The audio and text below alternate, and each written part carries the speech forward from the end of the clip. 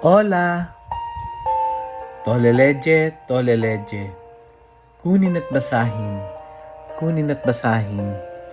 Ako po si Kuya Sam Pagaduan, ang inyong kasama sa ating lumalim at mamunga Gospel Reflection. Ngayon ay July 15, 2026. Ang mabuting balita ng Panginoon ayon kay San Mateo, chapter 11, verse 25 to 27. Noong panahong iyon, sinabi ni Jesus, "Pinasasalamatan kita, Ama, Panginoon ng langit at lupa, sapagkat inilihim mo ang mga bagay na ito sa marurunong at matatalino, at inihayag sa mga may kaloobang tulad ng sa bata. Oo, Ama, sapagkat ganyan ang ikinalulugod mo. Ibinigay sa akin ng Ama ang lahat ng bagay. Walang nakakakilala sa anak, kundi ang Ama, at walang nakakakilala sa Ama, kundi ang anak, at yaong marapating pagpahayagan ng anak." Ang mabuting balita ng Panginoon. Pinupuri ka namin, Panginoong Hesukristo. Happy Wednesday po sa inyong lahat. Sa Gospel ngayon, narinig natin si Jesus na meron siyang isang panalangin ng pasasalamat sa Ama. Ano ang sabi niya doon sa prayer niya? "Pinasasalamatan kita, Ama, Panginoon ng langit at lupa, sapagkat inilihim mo mga bagay na ito sa marurunong at matatalino, at inihayag ang mga ito sa kaloobang katulad ng sa bata." Hindi ibig sabihin laban si Jesus sa karunungan o edukasyon. Sa katunayan, ang simbahan ay mayroong mataas na pagpapahalaga sa pag-aaral, sa katotohanan, at saka siyempre sa creativity o paggamit ng isip. Ang tinutukoy ni Jesus ay ang pagmamalaki sa sariling karunungan. Yung pusong nagsasabing hindi ko na kailangan ng Diyos. Kaya samantalang ang mga tulad sa bata ay larawan ng taong marunong magpakumbaba, tumanggap at magtiwala. Kaya pinagpatuloy ni Jesus, anong sabi niya? "Ang lahat ng bagay ay ibinigay sa akin ng aking Ama. Walang nakakakilala sa anak kundi ang Ama, at walang nakakakilala sa Ama kundi ang anak, at ang mga piniling pagpahayagan ng anak."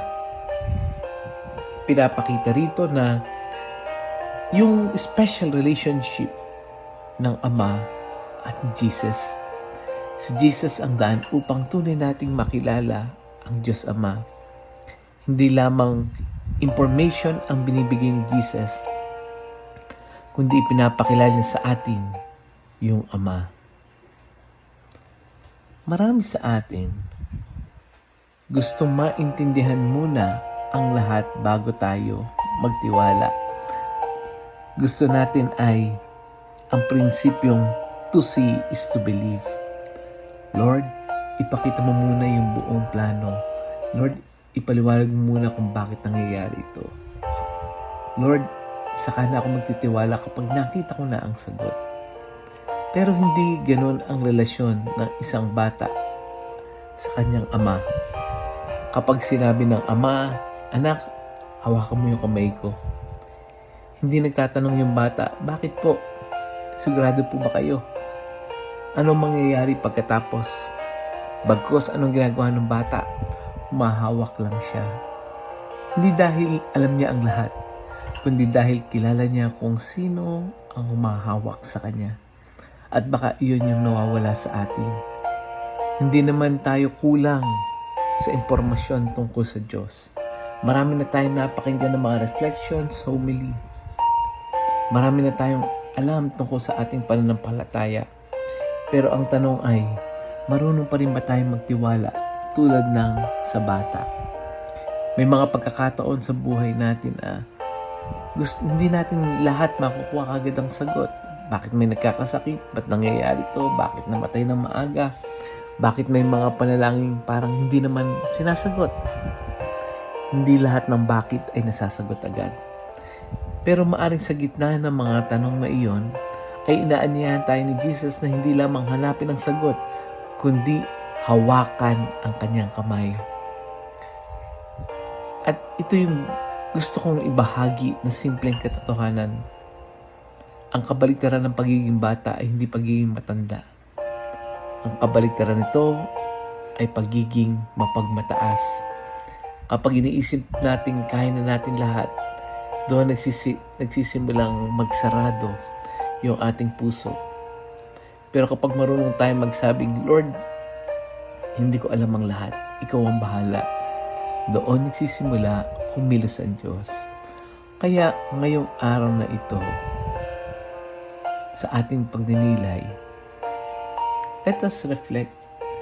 Ano ba isang bagay na matagal mo nang gustong kontrolin sa buhay mo? At ito yung ipagkatiwala natin sa ating Ama. Hawakan natin ang kanyang kamay. Let us pray. Jesus, maraming salamat dahil ipinakilala mo ang Ama. Alisin mo yung aming pagmamataas, yung pagnanais namin kontrolin ang lahat. Bigyan mo kami ng pusong mapagpakumbaba, pusong marunong makinig, at pusong marunong magtiwala. Kapag hindi namin naunawaan ang nangyayari sa aming buhay, ipaalala mong hindi namin kailangan malaman ang lahat. Basta't kasama ka namin. Turuan mo kaming maging tulad ng isang batang buong tiwalang humahawak sa kamay ng kanyang Ama. Amen. May kakilala ka bang maraming tanong sa buhay? Mga taong nahihirapang magtiwala sa Diyos dahil hindi niya maunawaan ang pinagdaraanan. Share natin yung audio gospel na ito. Share natin ito sa ating mga kaibigan, kakilala, sa mga GC natin, sa mga classmates natin, ka-workmate natin, sa pamilya, sa community. Baka sa simpleng pag-share, ito maging paalala sa Kanya na hindi hinihingi ng Diyos na maintindihan muna natin lahat. Ang hinihingi niya ay isang pusong handang magtiwala. Muli, ako po si Kuya Sam Pagaduan, lagi nag-aanyaya. Halina, tayo ay lumalim at mamunga. Lumalim sa pananampalataya at mamunga na mabuting gawa. God bless us all.